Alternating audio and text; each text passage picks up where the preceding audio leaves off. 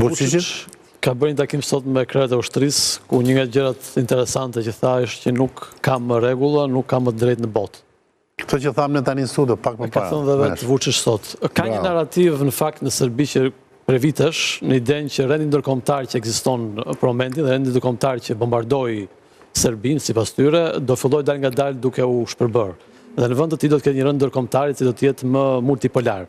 Dhe në momentin që vjen rendi ndërkombëtar që është multipolar, sidomos me Rusinë dhe me Kinën, të cilat janë aleatët të Rusisë, por dhe me ndryshimin e marrëdhënieve të mundshme mes Rusisë dhe Shtetet e Bashkuara, mund të ketë rikthehet ideja e ndryshimit territorial në Ballkan. Qëllimi i tyre është tresh në Ballkan, në radhë parë është lidhet me verimin e Kosovës, e dyta lidhet me Republika Srpska në Bosnjë dhe e treta lidhet për një rimarrje shpirtërore, thonë ata, të Malit të Zi.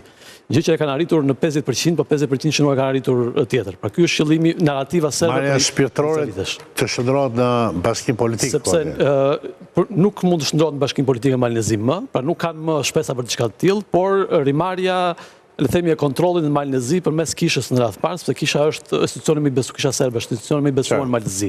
Pra ka një narrativ. Po malazes nuk janë katolik, janë gjithë apo janë gjithë ortodoks. Ortodoks.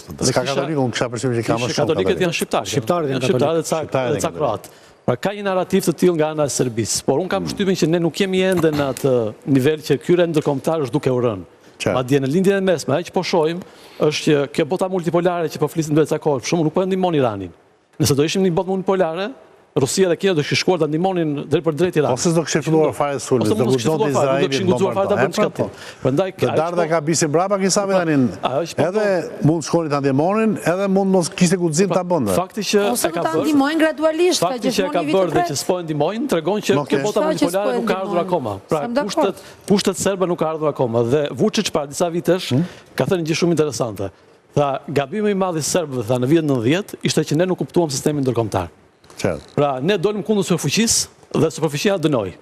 Pra, vetëm kur ndryshoi rendi ndërkombëtar që mos ketë një superfuqi të vetë, këtë disa, atë Serbia mund të lëvizë. Okej. Pra që do thotë do të jetë shpejt, sepse me situatën që po precipiton. Nuk është kaq e shpejt. Në lindjen e nuk po them që do ndodhi nesër. Por ideja shtator thotë ai që mund ndodhi. Ai në shtator do bëhet para dhe gjëra të tjera pas shtator do ndodhin. Ky rend ndërkombëtar nuk po shkon atë drejtimin që duan serbët për momentin.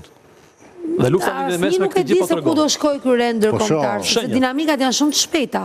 Çuditërisht. Lufta në lindjen e mesme për shkakun po tregon një rivendosje të fuqisë amerikane, nuk po tregon dobësinë të fuqisë amerikane. Nuk jam dakord me këtë, është shumë herë për ta thënë këtë. Akoma nuk kemi parë. Deri tani sa po shohim, po deri tani është shumë shpejt.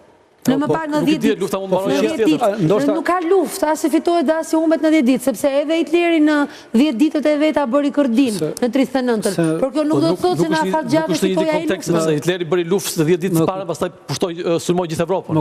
Izraeli nuk ka ndërmend të mbarojë me Iranin, sulmoi gjithë Evropën. Hitleri është interesant, sulmi ndaj Iranit ndodhi me datë 22 qershor, ditën kur Hitleri sulmoi Rusin. Bashkimi Sovjetik. Edhe mua më shkojnë bëndë, operacioni Barbarossa.